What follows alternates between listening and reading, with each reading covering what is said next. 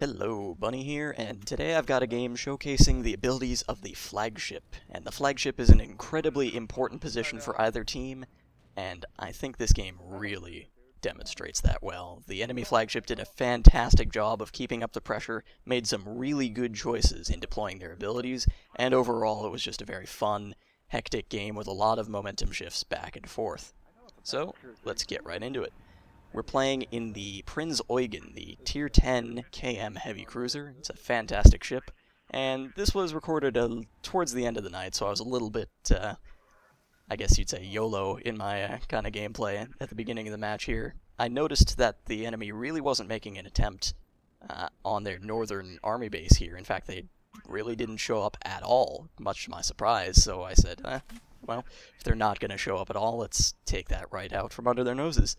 So me and this DD in front of me were rushing the army base very early on, seeking to cap it out from underneath them, but then we see an even bigger prize. The enemy CV gets spotted at the back, and we want to go after him, but this Brooklyn gets in our way. He cuts us off at just the right moment, and you can't screw around with a Brooklyn. Brooklyn's an absolutely dangerous ship, and he forces us back.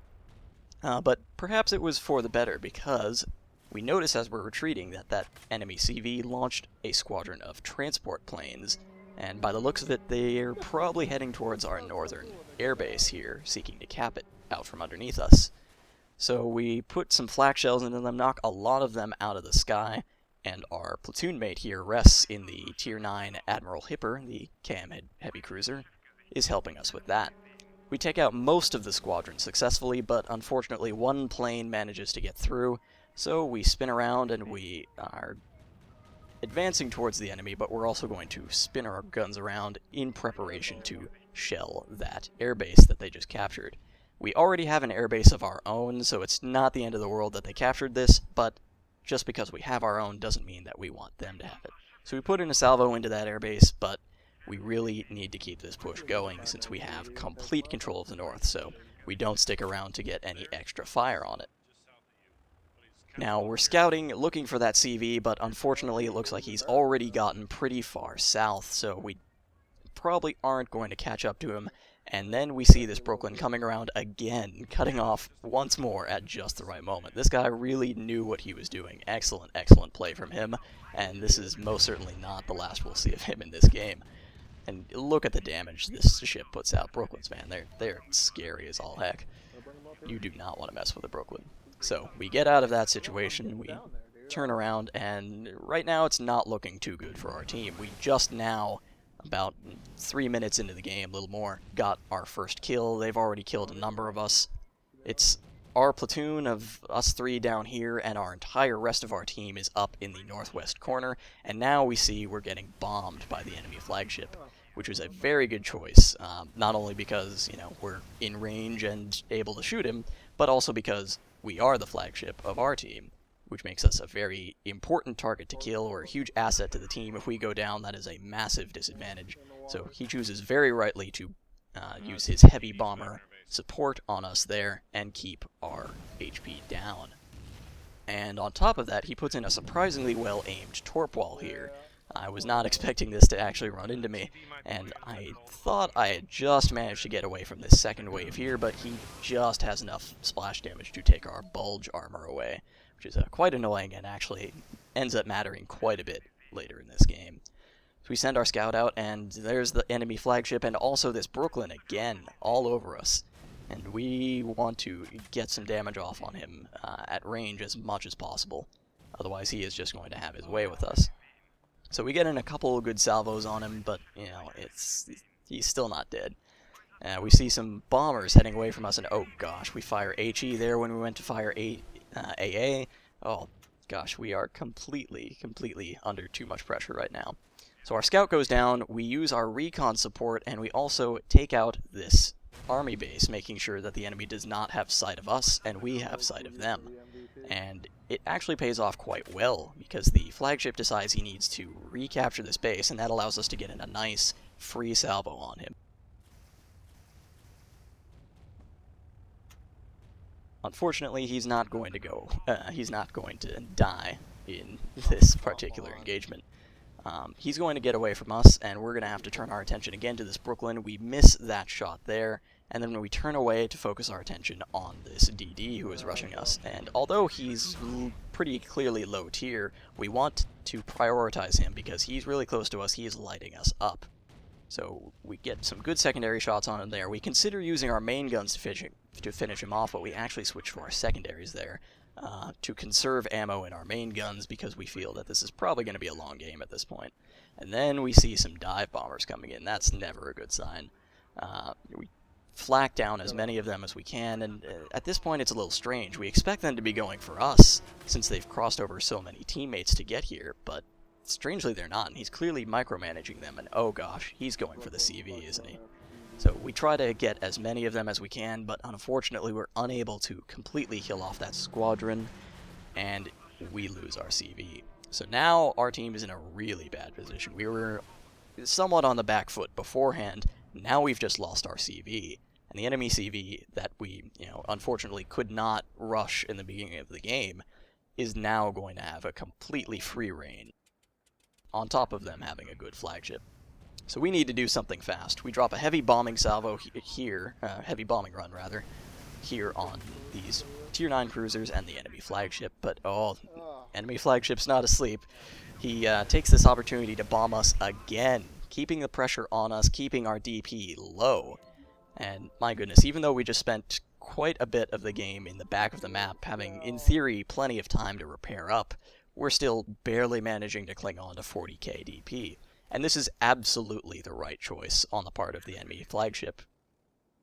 By trying to take us out, that'll pretty much seal the deal for their team right now.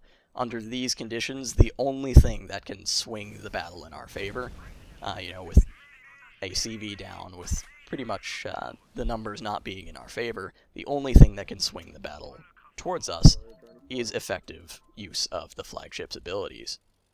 And here we see the consequences of having no CV. The enemy CV has a nice bomber squadron here, dive bomber squadron, and just is able to completely have his way with poor Res, losing half his health to that one bomber squadron, and the enemy CV is just completely unopposed here. There's nothing that can be done. And here we see the momentum changing again. The direction has reversed once again. The pressure is on us, and we have to kill as many of them as possible. So we focus on this Tier 9 M class, the Tier 9 KM heavy cruiser, light cruiser, sorry, because he is not only the biggest threat, but he is on the lowest health. And we managed to take him out there with that shot as he was running away. So now the momentum is shifting yet again, with only the enemy flagship and this, I think that's an Omaha that we just landed a salvo on there.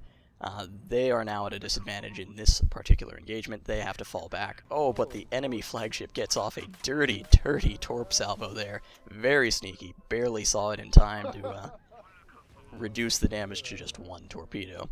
And again, keeping the pressure up on us, keeping our health below 40k DP, just... oh, this guy was relentless. He knew what he was doing. I had a ton of respect for him in this moment, even as I was incredibly frustrated. So here, a huge moment. We use our recon support not on the enemies that we're chasing down, but on the north of the map, where we just saw 2 radar blips. And sure enough, we find that the enemy CV and the Brooklyn were running towards the north. Now, that might not seem like a big deal at this point, but it's actually going to be a hugely important piece of information in a moment. In the meantime, we've lost our scout, our final scout, and we are unable to continue pursuing the enemy, which is very bad for us. And even worse, the flagship puts in a brutal 1-2 punch here. A big torp salvo and a heavy bomber support. We are down to 4k health, and the dive bombers are closing in. This is it for us. We frantically use our heavy bomber support that just came up on the last known position of the enemy CV, and oh, just in time. That was a game-changing moment right there. Right before he could get those dive bombers off, our heavy bomber squadron fortunately takes out the enemy CV. This is a completely different game now. We are now in position to continue this advance here. The enemy flagship is out of position. We are able to get some good damage off on him, and we know he doesn't have his bombing run at the moment, as he just used it a moment ago. So me and Rez here are free to wail on him for a moment, but even if he doesn't have his flagship abilities up at this moment, he still has his torps, and he knows what he's doing with them. So he launches a nice salvo towards Rez, forcing both me and him to drop back. And even though we're still putting shots out on him, we're unable to score a really good definitive killing blow. And so he turns us away there. Still, we're not going to give up that easily. We're going to turn around and try to chase him down. He is, of course, on low health, and if we can take him out of the game, that would be absolutely huge. Unfortunately, though, he is quite a bit faster than us still, so he is going to get away, even though we're going to land a couple of more, maybe not. Yeah, he's going to get away. And what we're doing right here, we're actually keeping our distance from the rest of the team, because we're expecting that as soon as the enemy flagship gets his bomber ability back up, he's going to drop it right on us. Why? Because we're the enemy flagship, and if he takes us out, he pretty much secures the game for his team. And on top of that, he's been using that ability against us all game, and rightfully so. So we have every reason to suspect that he's going to use it against us. Still, as we close the distance here, we lose sight of that strategy a little bit and get kind of close to our team. It's going to occur to us in a moment here, and we're going to turn the opposite direction and let them do most of the fighting while we can, minimize the impact of any potential bombing run the enemy flag will have. We use our recon support here to help out our team, and unfortunately Rez does not see that torp wall in time to dodge it, and that's actually going to pretty much be the nail in the coffin for him. This DD and this Brooklyn are just going to have it their way with him, and although he does get off a good death salvo there, both the enemy flagship and the enemy Brooklyn are still alive. So now it's down to me and our other platoon mate, Bunny Puncher, in the Tier 9 Kitakami. And amazingly, the flagship there, I don't know if you saw it, used his bombing run on Bunny Puncher. And that was the nail in the coffin for him. I can only assume that he just did not have vision on me, had no idea where I was, because he had, again, every reason to use that bombing run on me as opposed to Bunny Puncher. And by not using it, he pretty much, had he used it on me, that would have been 100% victory for his team. Bunny Puncher's a great player, but there's no way he was going to take on both that DD and that Brooklyn simultaneously. And, even if he could, the DD and the Brooklyn probably could have just run and had victory that way. So that was a huge, huge moment. And unfortunately now it's a bit of a cat and mouse game. This Brooklyn, in theory, can still beat us. We're both on very low health and neither of us have a scout. And so now the important part for us is to keep him blind and bleed him of all the rest of his scouts. And he's no fool. He's very cheekily moved this scout to a lower altitude, and he's micromanaging it very heavily. He's dodging all of our flak salvos here very, very skillfully. But we managed to put a stop to that because we know the trick for hitting low-altitude scouts. It's a very important trick to know. And we've gotten off we've been firing off a few blind salvos here and there. We did land one, but it wasn't particularly fantastic. Certainly nothing that's going to secure a kill. And our teammate is recommending that we hang back and just kind of let the timer run out. Normally I don't like doing that. Instead, what I'm trying to do here with Bunny is to draw the enemy, and here comes another scout, but we're prepared for that one this time. None of that low-angle nonsense. So normally we would try to draw him into the line of sight of our islands where we could finish him off, but now there's only 30 seconds left. This is, it's this or nothing. We see him pop up there, we use our recon support and try to chase him down. He's on really low health. In theory, we would probably a one-shot kill. So we could probably get the kill here if we could just get enough lead, but unfortunately we actually used that recon support perhaps a bit too prematurely. He was actually lit up by our island. We should have saved it for this moment here, but it probably wouldn't have made a whole lot of a difference. He was still able to run away from us pretty effectively, and that actually ends the game. And although it wasn't particularly impressive from a damage perspective, we only got about 126k ship damage, and that's, quite frankly, really poor, especially for a tier 10, especially for a heavy cruiser. But nonetheless, we were able to have a massive impact on the game. Doubtless, the game would have been a loss were it not for, skillful implementation of flagship abilities there.